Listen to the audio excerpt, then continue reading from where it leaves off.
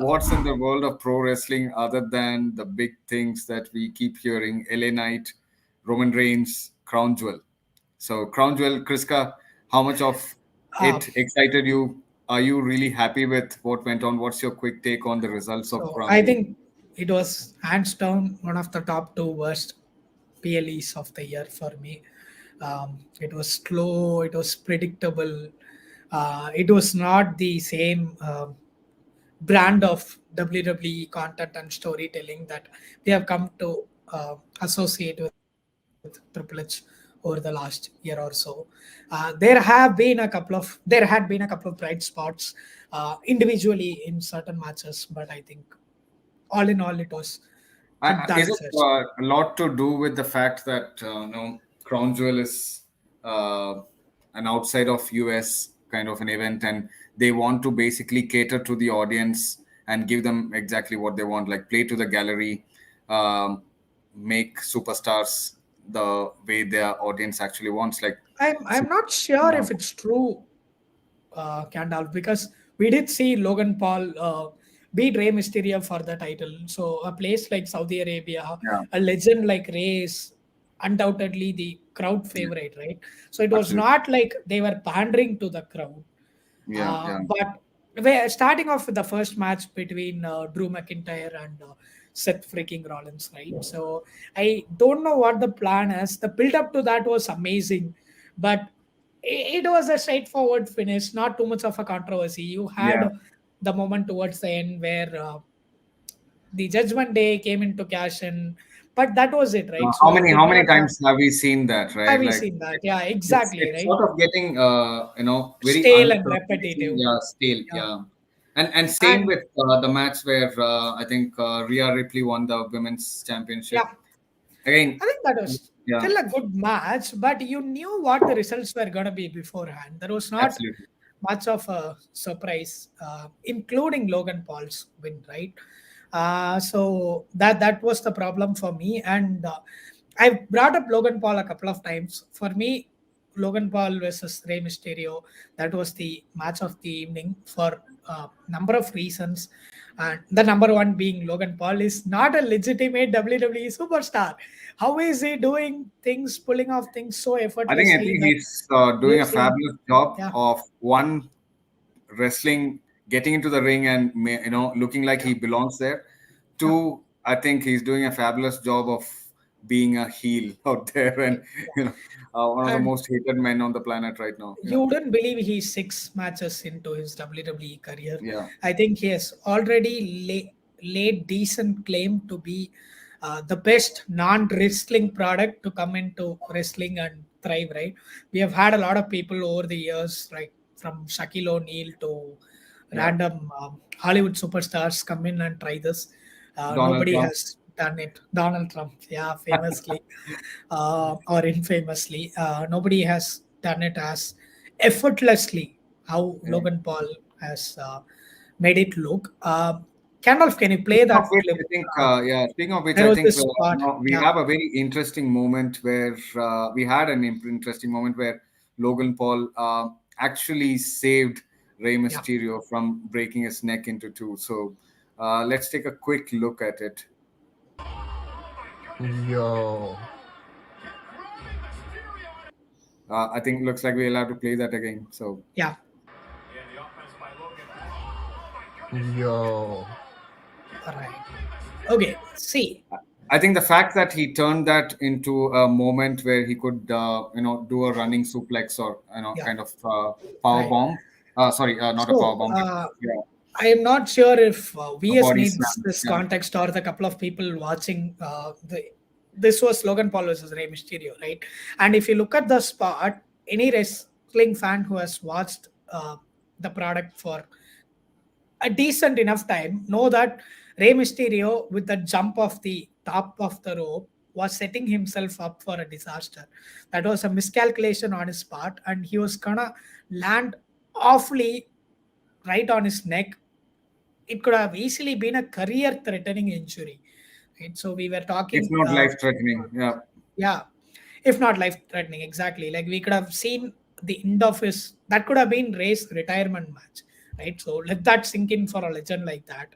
And for a celebrity superstar who is here to increase WWE's brand presence in the 13 to 18 demographics that Logan Paul caters to come in, have the ring awareness that this was gonna happen, and then the wherewithal to actually catch hold of Ray and then turn that and make it look like he pulled off a counter.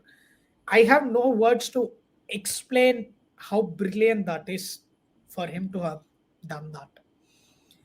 Um, he has time and again proved to be not so decent human being. If you have followed the news outside of what he has done in WWE, but inside the ring, he is somebody that you hate that you have to love because he's so good at this, right? Yeah, Yeah. no, perfectly summarized. I think VS. So Logan Paul is actually a social media superstar, and I'm quite with aware of very that, Khandal. very little in-ring experience and other things. For him to actually do this is no mean feat. So perfectly summarized. And I was actually also trying to talk about the other matches where it's become quite repetitive. It's frankly, like you said, Kriska, it's a very underwhelming crown jewel, and some of the results and the screenplay was pretty underwhelming, especially Roman Reigns winning again after an interference.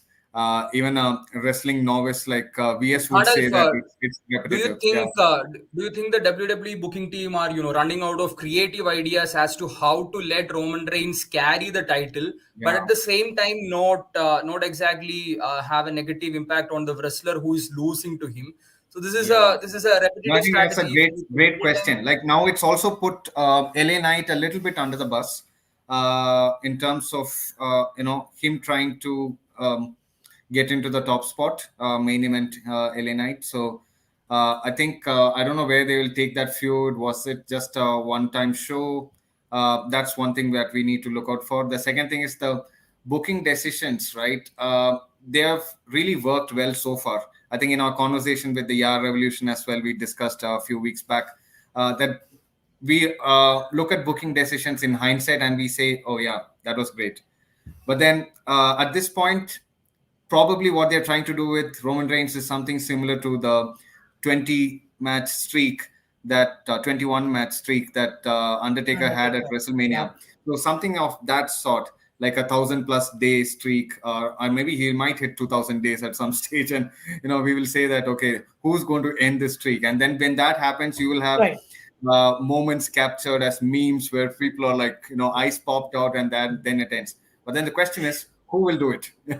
Yeah, Gandalf, I think that's pretty much evident, right? So Roman Reigns is gonna carry the title until WrestleMania 40 because for his stature, he simply cannot drop the title any sooner than that in any other PLEs. So we know he's not gonna lose. At least WWE has managed to carefully book him, wherein he only competes in like 5 matches a year, and they've already still struggling to end his matches, right? And that said, Cody Rhodes is obviously going to be the one to dethrone that. The problem that I have there is, again, everybody knows it's gonna happen, right? It's The Rock versus Cena. You build it up for a year, that it's once in a lifetime, and you just go on to book the same match for the second time in the consecutive year. So you knew that Cena was gonna win in the return match. That's what's gonna happen. Cody and Reigns main evented last time out. Reigns won. This time Cody is gonna main event. He is gonna win. So there is already no element of surprise there. The least you can do is make an interesting product between now and then. And the finishes, I don't know. I honestly still feel the ending that me and Tim from Yar Evolution uh, sort of predicted or fantasized had more credibility than what WWE put out, right? For context, that was Nick Aldis, the new manager, coming in and interfering, because that's new. That hasn't been done before. How many times have we seen Jimmy Uso with a super kick try to put Roman Reigns near Yeah, the ropes and yeah, somebody yeah. is spinning? But I'll give this. The one part that they absolutely nailed in that match was they made sure LA Knight did not look week walking out of it. So he hits Roman Reigns with the BFT. Roman Reigns is not gonna kick out of that. So Jimmy Uso comes in, interferes, and saves the championship. And Yeah. number two, again, LA Knight fights with Uso outside the ring, and Roman Reigns uses that distraction to spare him onto the ring area, and then he pulls him back in. He hits him with the second spear. So they made LA Knight look like a legit main event. Absolutely. Yeah. I And think it props to just that. pushed Uh, LA Knight's credibility a bit more in terms of in-ring performance. yeah. And yeah, so And absolutely. Yeah, go for it. so, yeah, I think that still wasn't good enough. That's Yeah, my yeah. takeaway.